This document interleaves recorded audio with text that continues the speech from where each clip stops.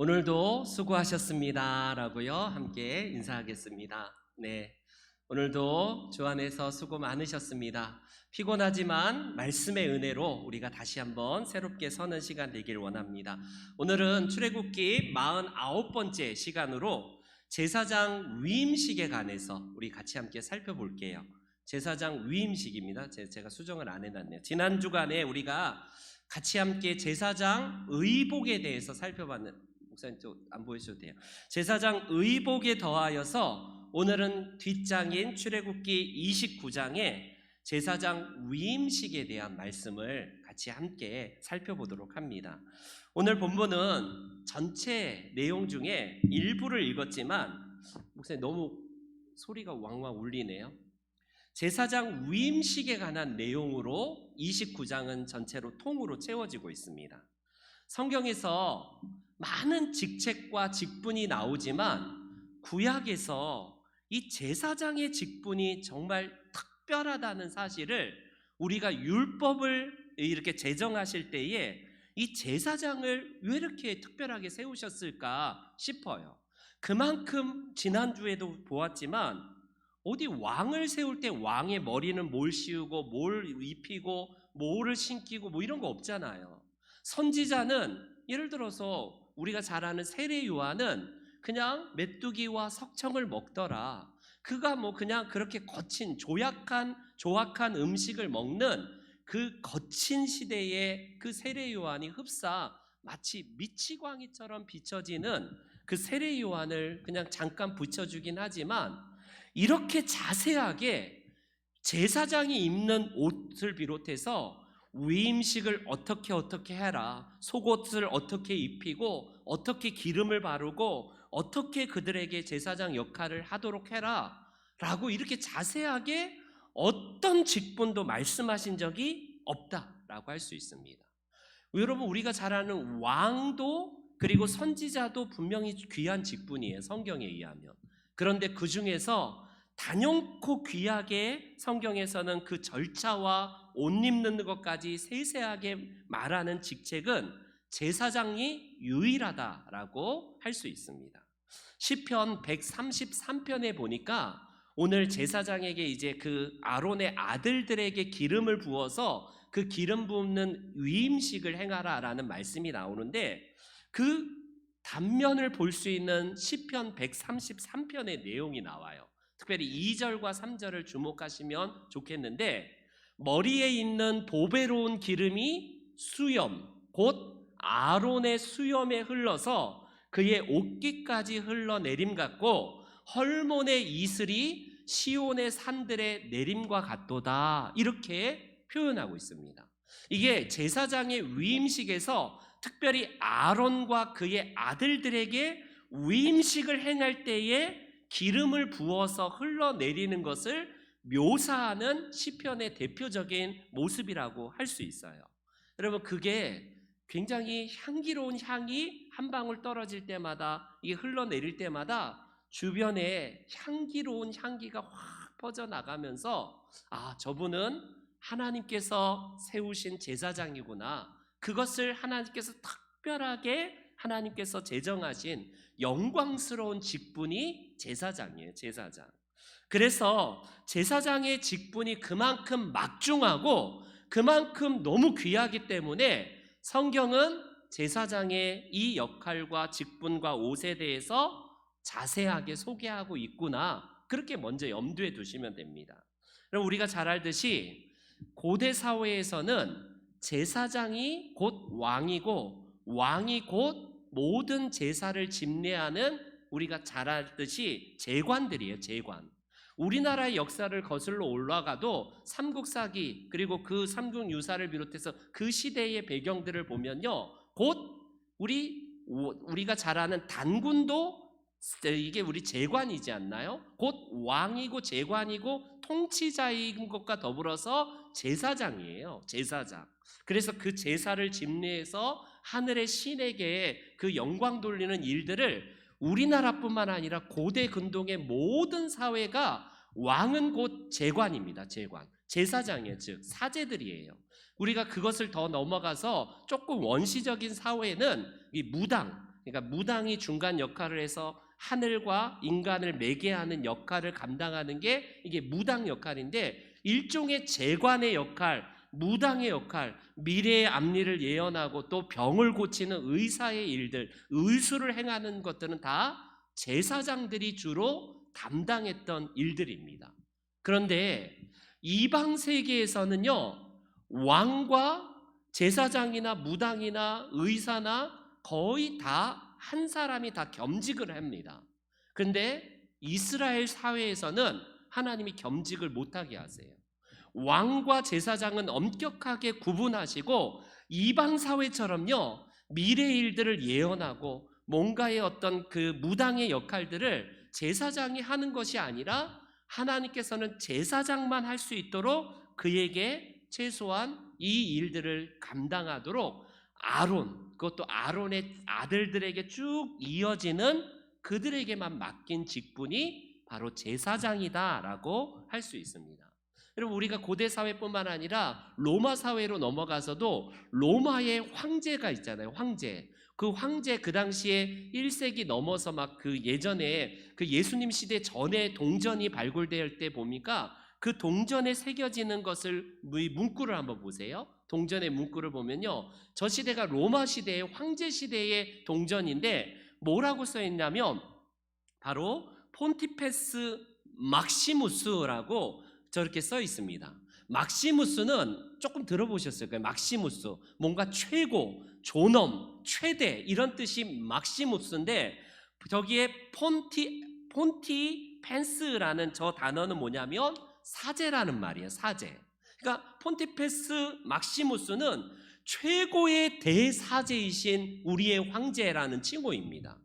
그 당시에 황제는 곧 사제예요. 즉 하늘의 신께 집례하고 집전하는 그 제사장의 역할을 감당했던, 그것도 로마에서도 발견이 됩니다. 로마뿐만 아니라 우리 당군도 그렇고 모든 사회는 다 재정일치의 사회입니다. 재정. 그래서 신에 대한 개념이 왕이 꼭 겸직을 하는데, 이스라엘은 하나님이 겸직을 못하도록 제사장의 직분을 다른 또 여타 사람들이 아니라 레위 사람들 중에서 또 아론의 직계 자녀들에게만 하나님이 이 직분을 특별하게 감당하도록 선별했던 그런 직분이 바로 제사장직이에요. 그래서 그들은요, 항상 하나님께 가까이 가서 하나님 뜻을 물어보고 그 뜻을 백성들에게 대변해주는, 이것이 제사장의 주 임무이자 그들의 역할이라고 할 수 있는데, 우리가 잘 아는 이사야 선지자 있지 않습니까? 이사야 선지자, 그리고 에스겔 선지자, 예레미야 선지자는요, 선지자임에도 불구하고 원래 어디 출신이냐면 제사장 출신이에요. 제사장. 그들은 하나님께 부르심 받아서 율법을 그만큼 연구한 제사장 출신으로서 하나님이 그들을 부르셔서 이스라엘과 북왕국 이스라엘, 남왕국 유다를 향해서 하나님의 메시지를 선언하기 위한 도구로 이들을 사용합니다. 그래서 제사장이 왕보다 더 뛰어난 직책을 가지고 있는 것으로 우리는 이 구약에서 볼 수 있어요. 보통 우리가 왕이 최고의 권자의 자리고, 그 다음에 보통 나라는 이 왕의 신여 노릇하는 게 제사장들이거든요. 보통의 나라들은. 그래서 왕이 겸직을 하기도 하지만 제사장한테 재정일치 사회에서 제사장의 신여 역할을 해서 왕의 그냥 하수꾼이에요. 하수꾼. 그래서 왕이 뭔가를 할 때에, 점을 쳐줄 때에 왕의 심기를 건드리는 말을 하지 않는 것이 보편적인 일은 아니겠습니까? 그건 왜 그래요? 하나님을 섬기는 나라가 아니기 때문에 그렇습니다. 그러나 우리가 잘 알듯이 이 제사장이 왕보다 더 뛰어난 직책을 감당하도록 하나님은 제사장을 선택하셨다라는 사실을 볼 수 있어요. 그런데 역사적으로 예수님 그 말라기 선지자를 끝으로 예수님이 태어나시기까지 약 400년 동안의 기간을 이스라엘의 침묵기 내지는 중간기라고 그래요. 중간기. 성경에 보면 구약 성경이 말라기서로 끝나고 그 다음에 마태복음이 시작되고 한 장 딱 나오잖아요. 그 공백기가 무려 400년 기간의 어간이 이제 소요가 됩니다. 신약이 이제 예수님이 오실 때까지 이때의 포로기 이후에는요, 이제 제대로 된 독립 국가를 이 이스라엘은 이루지 못해요. 왜? 잘 알듯이 바벨론 포로에서 잠시 770년 동안 잡혔다가 다시 돌아오잖아요. 그래서 잠시 독립을 누리는가 싶었는데 시리아한테 짓밟히고 막 거기다 또 로마에 짓밟히고, 예수님 시대에는 로마의 식민지였던 시대에 예수님이 태어났거든요. 그리고 로마에 결국 디도 장군에 의해서 완전히 짓밟혀서 예수님의 예언처럼 돌 위에 돌 하나도 남지 않고 다 무너지리라. 예루살렘 성전이 얼마나 으리으리한지 헤롯이 그 당시에 이 민심들을 살기 위해서 엄청나게 몇십 년 동안 지었던 성전인데 금으로 도금했고 막 도배했기 때문에 금을 캐기 위해서 로마의 장군들이 그 금 캐기 위해서 돌을 다 깨부시는 거예요. 그러니까 예수님의 예언처럼 예루살렘 성전이 완전히 또 초토화된 그 일들이 바로 이 예수님 그 신약 시대에 있습니다. 어찌되었건 우리가 구약 시대에 다시 포로기 때 바벨론에서 돌아와서 우리가 처음으로 한 일의 성전을 짓잖아요. 거기서 성전을 지을 때에 총독이 누구냐면 스룹바벨이에요. 스룹바벨이 그 당시에 대제사장 누구냐면 여호수아. 지금 우리가 아침에 새벽마다 읽는 여호수아서에 나오는 그 여호수아는 정복 전쟁 때의 여호수아고, 이 대제사장 여호수아는 다시 70년 만에 돌아와서 1차 귀환단장인 스룹바벨과 더불어서 그 시대 대제사장의 역할을 했던 사람이 여호수아예요. 동명이인이죠. 그가 스룹바벨을 도와서 성전을 짓게 되는데, 성경에 보니까 스가랴 선지자를 보니까 스가랴서에 이 대제사장 여호수아가 메시아의 입지로 소개될 만큼 대제사장이 그만큼 귀하다는 것으로, 비록 나라는 멸망했지만 대제사장의 그 직분과 그 중요성은 전혀 포로기 이후에도 잊혀지지 않는다라고 할 수 있습니다. 그 중에 우리가 잘 아는 성경의 다니엘서를 보세요. 다니엘은 우리가 잘 알듯이 포로기 중간에 이제 다니엘도 어렸을 때 사로잡혀가고 그 먼 이역만리 바벨론 땅에서 소년으로서 바벨론의 이제 왕의 우리 그 신하로서 교육을 받지 않습니까? 얼마나 총명했던지. 그 다니엘이요, 그 바벨론 시대에 하나님께서 선지자로 또 부르셔요. 참 특이한 이력을 가지고 있는 게 다니엘인데, 이 다니엘은 결국 페르시아가 멸망되고 헬레니즘의 위기가 닥쳤던 그 시기에 활동을 하게 되는데, 다니엘이 우리가 다니엘서에 보면 조금 어려운 해석들이 많이 나옵니다. 다니엘서가 막 사자굴에 집어 던져지고 큰 신상 앞에 새 친구가 금신상에 엎드리는 것 때문에 스토리텔링이라서 쉬운 것처럼 보이지만, 다니엘서는 굉장히 해석하는 묵시문학이에요. 그래서 요한계시록처럼 무슨 막 해석을 해야 되는 게 나오는데, 그 중에 72레가 나옵니다. 71레는 한 일회당 7일을 말하거든요. 그래서 71회는 7, 7에 49 해갖고 490년이에요. 490년인데 그 중에 다니엘 9장에 보니까 62일에, 그러니까 62일에 후에 기름 부음을 받은 자가 끊어져서 없어질 것이라는 예언이 나옵니다. 저기서 기름 부음을 받은 자가 끊어져 없어질 것이다 라는 것은요, 제사장의 이 직분들이 끊어져서 없어질 것이다 라는 그 예언이거든요. 저 예언의 말씀처럼요, 학자들은 BC, 예수님이 오시기 전 171년에 역사적으로 어떤 일이 있었냐면요, 바로 안티오쿠스, 시리아 왕인 안티오쿠스가 이스라엘을 쳐들어와서 완전히 초토화시켰던 때가 저 때로 이제 딱 맞춰 들어갑니다. 다니엘을 통해서 하나님은 앞으로 62일에 62 곱하기 7 하니까 434년 후거든요. 434년 이후에, 즉 171년, BC 171년에 시리아 왕 안티오쿠스가 이스라엘을 찬탈하고 완전히 모든 제사 제도를 다 그냥 없애버리고 이 일이 일어납니다. 이때에 여러분 친헬라파가 기생을 해서 그래 우리가 시리아와 함께 연합해야 된다.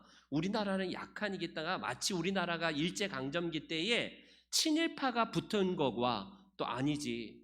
우리가 어찌 이 나라를 저 일제강점기에서 우리는 해방이 돼야 된다고 그 일제가 이렇게 나오는 것처럼 이스라엘도 이 기간에 예수님이 오시고 그 400년 기간에 이 파들이 형성이 됩니다.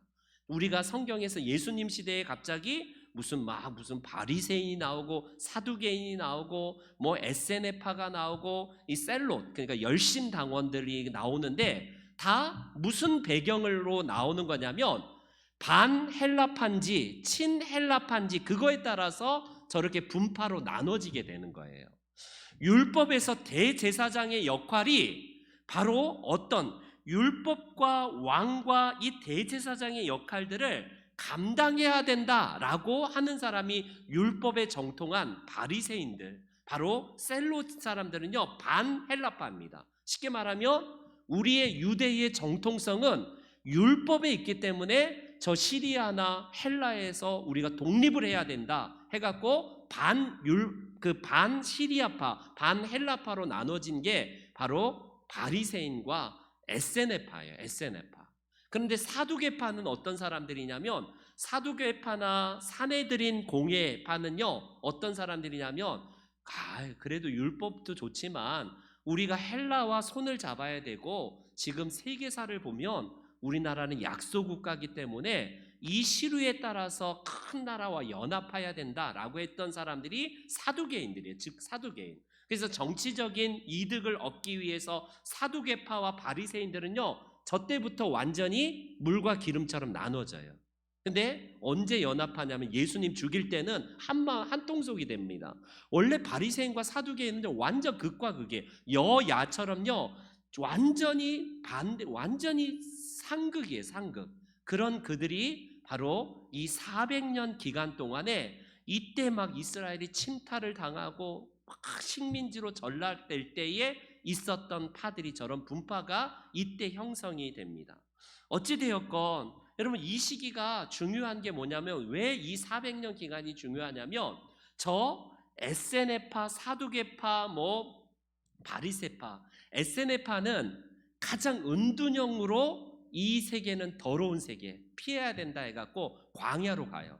그래서 저들은 헬라주의로 어찌 우리가 율법을 가진 민족인데 저들과 함께 손을 잡느냐 못한다 해갖고 아예 이 세상은 더러우니까 광야로 들어가자. 오늘날에 바로 수도사들처럼요 세속을 멀리하고 광야에서 수도하면서 하나님의 메시아를 기다렸던 사람들, 그 중에 대표적인 사람이 바로 신약의 바로 우리가 잘 아는 세례 요한이 광야에 외치는 자의 소리가 있어 가로되 하면서 그게 바로 에세네파, 가장 극단적으로 이 세계를 거부하고 율법의 정통성을 앞세워서 이 대제사장의 역할을 정말 중요하게 생각했던 파가 에세네파예요. 또 바리새파는 은둔형은 아닙니다. 이 세상에서 우리가 율법으로 더 무장하여서 백성들에게 율법을 더 우리가 말씀으로 정통성을 지켜야 된다. 좀 온건한 사람들이 이 바리새파입니다. 그런데 친헬라파가 바로 사두개인인데 이들은 기생을 하여서 결국에는 큰 나라와 연합하여서 굵은 자리에도 앉게 되고 총리에도 앉게 되고 여러 굵직한 요직에 앉게 되는 사람들이 바로 사두개인이 바로 그런 사람들입니다. 어찌됐건 사두개파는 사독, 제사장 사독이라는 바로 우리 사독이라는 그 후손들이 만들었던 파라고 할 수 있어요. 사독. 그래서 사독이 유래했는데 자신들이 사독 계열을 잇는 유일한 대제사장의 정통파다. 우리 직계조상인 사독을 잇는 우리야말로 진짜 유력한 세력이다. 다 자기 그냥 조상 들먹이면서 잘났다라고 하면서 서로 함께 이렇게 대제사장의 율법을 강조하거나 아니면 조금 율법을 더 강조하는 것에 따라서 이렇게 나눠지게 됩니다. 어찌되었건 여러분 왜 예수님께서는 저 다니엘을 통해서 이 대제사장이 이제 끊어질 것이다 라는 말씀을 하셨을까요? 결과적으로 이 땅에 보여지는 인간 대제사장은 다 연약하다는 것을 암시합니다. 우리의 메시아 되시는 그 대제사장인 예수 그리스도가 오셔야지만이 참된 메시아 대제사장으로서 그분의 역할을 우리가 기대할 수 있다라고 할 수 있습니다. 그래서 스가랴서를 보니까 스가랴서에 보면 메시아에 대한 두 가지 관점이 나와요. 제가 읽어드리겠습니다. 보라, 싹이라 이름하는 사람이 자기 곳에서 돋아나서 여호와의 전을 건축하리라. 그가 여호와의 전을 건축하고 영광도 얻고 그 자리에 앉아서 다스릴 것이요, 또 제사장이 자기 자리에 있으리니 이 둘 사이에 평화의 의논이 있으리라. 하나님은 스가랴 선지자를 통해서 싹이라 이름하는 예수 그리스도 메시아 시대를 예언하고 계십니다. 우리가 메시아 하면 보통 우리가 왕으로서의 메시아만 보통 상상을 해요. 메시아 하면 완전히 다윗처럼 대단한 왕권을 가진 메시아로만 생각하는데, 스가랴서의 한 관점은 뭐냐면 말씀하셨듯이 제사장이 자기의 자리에 앉는, 그래서 제사장으로서의 메시아가 오실 것이다. 그래서 메시아는 왕으로서의 메시아와 제사장의 메시아, 즉 하나님께서 그토록 귀하게 여겼던 이 제사장의 직분을 저 싹이라 이름하는 후대에 오실 메시아가 그것을 이어갈 참된 제사장으로, 왕으로서의 메시아다라는 것을 스가랴 선지자는 소개합니다. 어찌되었건 이 예언대로 예수님은 이제 때가 참에 이 땅에 오셔서 그분은 이 땅에 나귀를 타고 예루살렘에 입성을 하시는데, 그 당시에 사람들이 막 호산나 다윗의 자손이여 하면서 예수님을 환영하는 그것을 우리가 보게 되지 않습니까? 그때 예수님이 호산나 다윗의 자손이여라는 것은 그 왕에 대한 호칭이거든요. 그 예수님의 강력한 왕권을 가지신 분이여 어서 오시옵소서, 이 표현이지만 여러분, 대제사장으로 오신 예수님은 이 땅에서 뭐라고 하시냐면 요한복음 2장에 그분이 오셔서 하는 일을 보세요. 요한복음 2장 우리 같이 한번 읽어보겠습니다. 시작. 예수님이 사람들은 왕 되신 메시아, 참된 왕권을 가신 메시아로서 환영을 했는데, 예수님은 성전에 들어가셔서 어떤 일을 하셨냐면 성전에서 제사장이 보통 정결 예식을 하거든요. 제사장, 사제가 해야 될 일들을 예수님은요, 돈 바꾸는 자들 막 그 강도의 구려를 만드는구나 하면서 그것을 다 그냥 청결 사건을 일으켜요. 그래서 예수님이 한 말씀 하신 게 저 대표적인 말씀인데, 너희가 이 성전을 헐어라. 참 제사장 되시는 예수님께서 성전의 주인 되심을 말씀하시는 왕 되신 메시아와 더불어서 대제사장 되시는 메시아이심을 선포하는 그 선언이 바로 저 말씀입니다. 그래서 예수님께서는 당신의 몸으로 사흘 만에 다시 살아나셔서 친히 우리 가운데에 대제사장 되셔서 성전을 다시 회복하시고 우리의 제사장이 되심을 선언한 것이 바로 예수님의 직무예요. 칼빈은, 우리의 장로교의 교조인 칼빈은 예수님의 삼중직을 이렇게 표현합니다. 왕직, 제사장직, 선지자직이 바로 그리스도의 삼중직이라고 이렇게 표현을 하고 있어요. 그의 그 기독교 광요에 보면 예수님은 구약에 있었던 선지자, 제사장, 왕의 이 모든 직분을 예수님을 통해서 예수님이 다 완전히 성취하셨다라는 이 해석이라고 할 수 있어요. 그래서 선지자는 잘 알다시피 하나님의 뜻을 선언하고 메시지를 전하는 그 역할을 감당하지 않습니까? 제사장은요, 중보자와 화해자의 역할을 통해서 백성의 죄를 씻는 역할을 해요. 왕은 뭡니까? 왕은요, 다스림과 그 백성을 통치하는 기능을 담당하는 거예요. 저게 어떤 세 가지 저 직책이 누구를 통해서 완성된다고 칼빈은 해석하냐면 바로 예수님, 그분이 오심을 통하여서 완성된다라고 말합니다. 히브리서 기자도 같은 의미로 이렇게 얘기하는 거예요. 그래서 히브리서 기자는 우리에게 큰 대제사장이 계시니 승천하시는 이 곧 하나님의 아들 예수시라. 우리가 믿는 도리를 굳게 잡자, 이렇게 권면을 합니다. 히브리서 기자가 바라본 관점은 예수님은 우리의 왕이시니, 이런 표현도 있지만 그 많은 표현 중에서 예수님이 우리의 큰 대제사장이래요. 그분이 메시아로서 오시는데 대제사장의 직책을 완전히 성취하시는 분으로 소개를 하고 있습니다. 그분이 우리의 허물을 대신 짊어지시고 하나님 앞에 나아가서, 인간의 모든 제사장들은 결과적으로 시간 되면 죽고 그들도 허물 때문에 자기들의 죄를 사하기 위한 제사를 드려야 되는 너무 유약한 제사장이지만, 인간 제사장은, 우리의 대제사장은, 그분은 우리에게 있어서 완전한 대제사장이 되신다라고 표현합니다. 그래서 그분은 끊임없이 하나님께 나아가서 우리를 위해서 중보하신대요. 저 천목사 저 따위로 하면 될까? 그때마다 예수님이 중보해 주시는 거예요. 사단의 늘 불화살과 늘 공격과 그 디스와 그 비난 앞에서 예수님께서는요, 이렇게 하나님 앞에 나아가서 대제사장으로서 저를 대신해서 중보하시고 화해하시는 거예요. 어떻게 합니까? 히브리서 기자가 이렇게 표현합니다.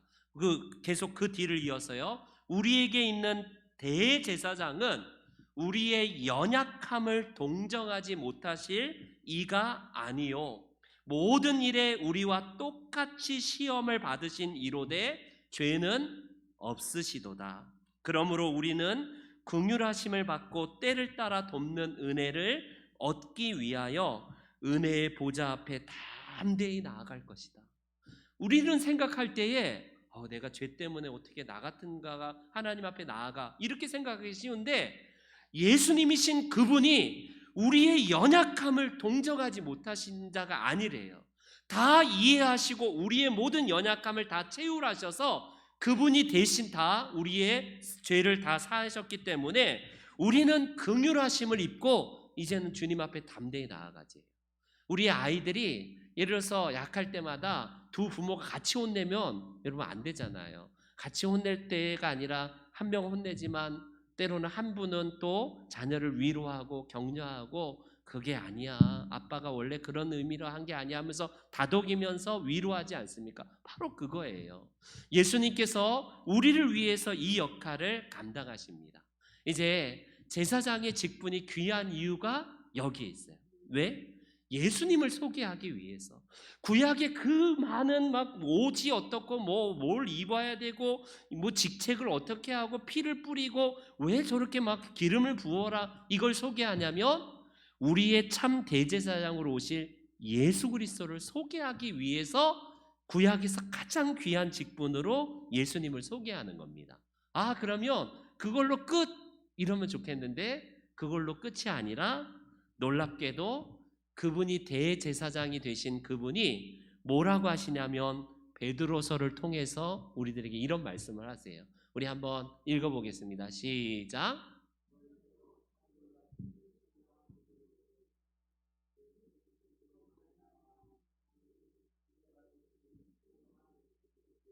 거룩한 제사장이 될지니라. 그러나 너희는 택하신 족속이요 왕같은 제사장들이요 거룩한 나라요 그의 소유가 된 백성이니. 야호, 우리 예수님이야말로 대제사장이구나, 아멘, 할렐루야, 여기서 끝나는 게 아니라 너희도 이제는 그 제사장의 역할을 너희도 감당하라 하면서 하나님이 이 귀한 직책이 예수님을 위임한 하나님의 백성들에게 이 직분을 주셨다는 겁니다.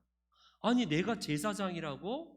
이거는 깜짝 놀랄 만한 일입니다. 즉 사제예요, 사제. 제관의 역할을 우리들에게 하래요. 이게 바로 종교개혁이 일어났던 일이에요. 종교개혁이 일어났던 일은 왜 그러냐면 지금도 여전히 천주교를 비롯해서 그리스 정교회를 비롯해서 그 모든 사제들은요 독점을 지금도 자기들이 갖고 있습니다. 한번 그리스 정교회 천주교 한번 그 제단을 한번 보여주시기 바랍니다. 목사님 그 PPT에 한번 순서대로 넘기시면 돼요. 그 다음 거. 네. 저기 보면 딱 칸막이가 쳐 있잖아요.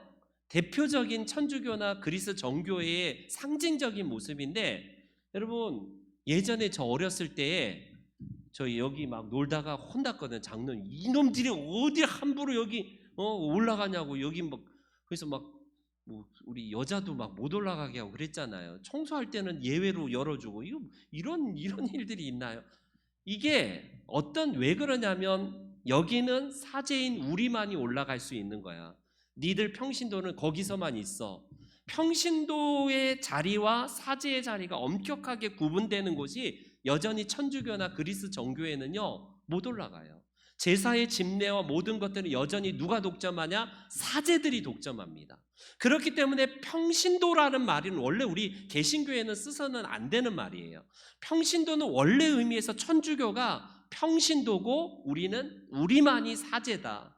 너희들이 죄를 사하는 권세도 우리를 통해서 죄를 사해야 되는 구약의 제사장의 그 역할을 여전히 사제들, 신부들이 독점하고 있어요. 지금도. 그래서 천주교인들은요 내 죄를 직접 가지고 못 나오고 천주교 사제들 앞에 나가서 제가 이런 죄를 졌습니다 하면 내가 너의 죄를 사하노라 이렇게 하면서 선언하고 사해지는 게 여전히 지금도 그걸 가지고 있어요. 그런데 우리는요 예수님께서 십자가에 달리실 때 휘장이 위에서부터 아래로 찢어지고 누구나 다 오늘도 긍휼하심을 입고 주님 앞에 나아가서 우리가 제사장의 역할을 감당하라고 하잖아요. 그런 면에서 목사를 여러분 제사장이나 성직자라고 표현하는 거 좋아요.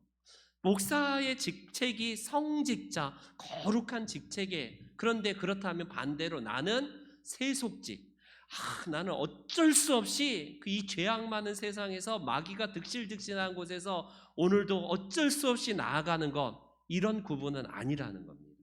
목회자가 성직자라면 성도님들도 이제 성직자예요.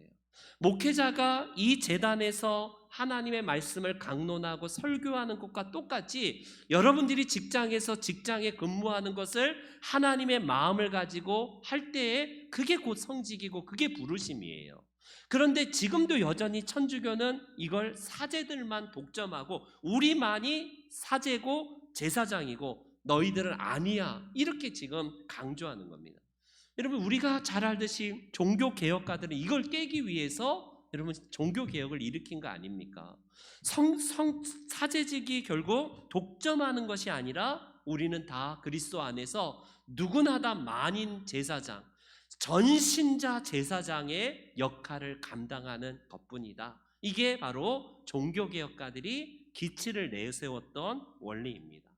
근데 오늘날 이게 천주교가 하는 이 유산들을요 여전히 목사들이 간직하려고 해요.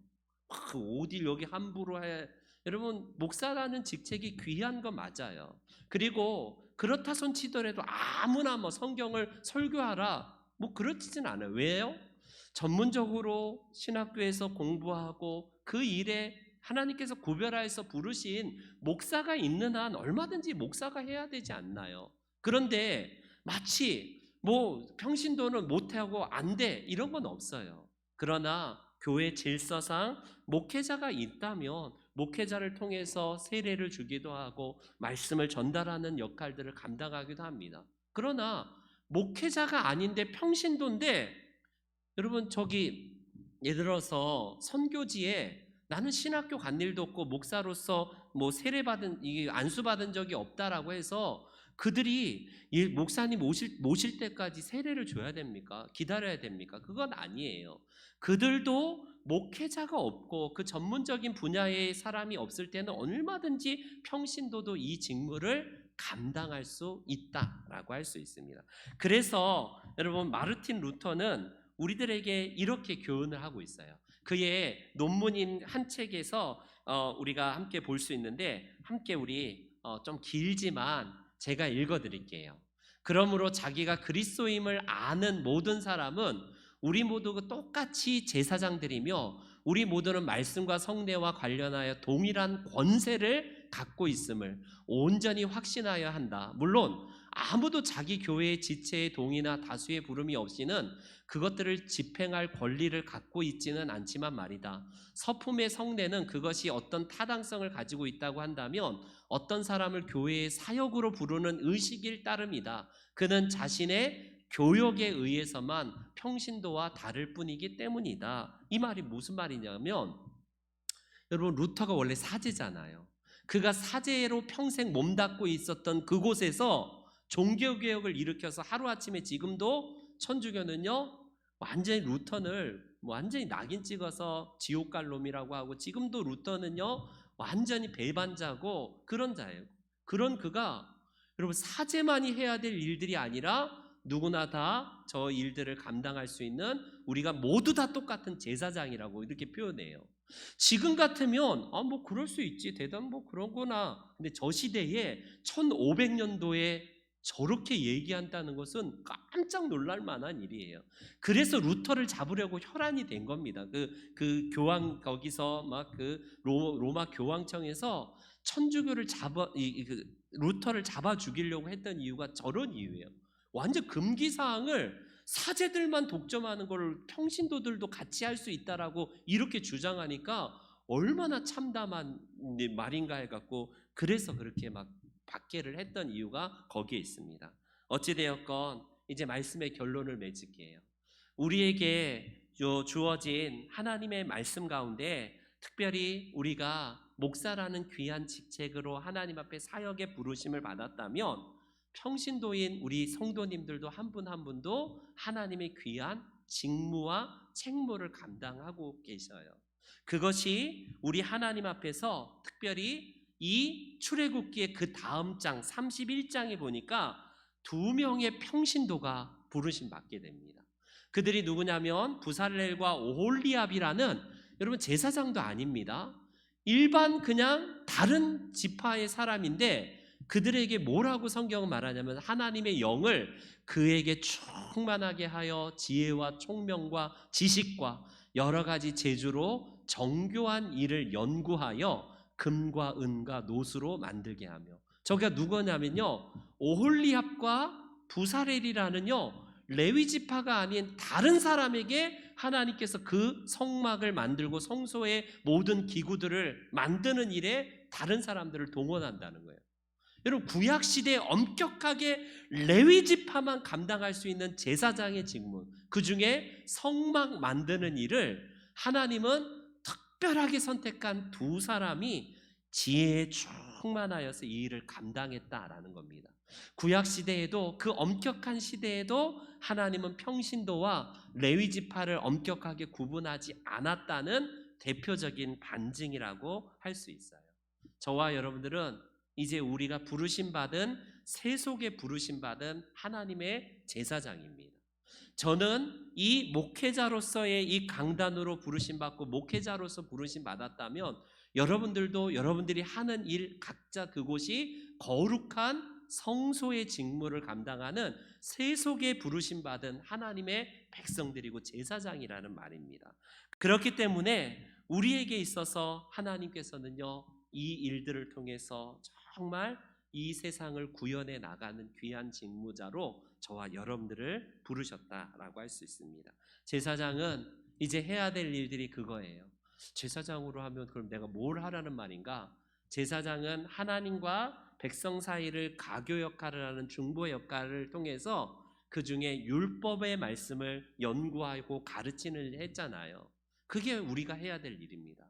세상은 이 어떤 기준이 없어요. 오늘날에는 이제 내가 세운 기준이 최고의 기준이기 때문에 기준 자체가 없는 시대인데, 하나님의 뜻을 세상 가운데 전달하는 역할을 우리가 감당하는 거예요.